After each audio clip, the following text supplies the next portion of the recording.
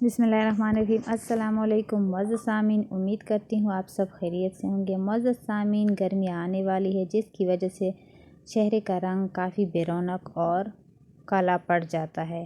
ان ترکیبوں کے استعمال سے آپ کا چہرہ ہمیشہ کے لیے صاف ستھرا رہے گا۔ ہفتے میں 2 سے 3 مرتبہ تھوڑے سے دہی میں 4 قطرے سرکہ ڈال کر چہرہ دھو لے، آپ کا چہرہ شیشے کی طرح چمک جائے گا۔ نمبر 2، جلد کی تازگی کے لیے چند پودینے کے پتے، 2 قطرے شہد اور 2 قطرے عرق گلاب، یہ سب چیزیں ملا کر چہرے پر لگا لیں۔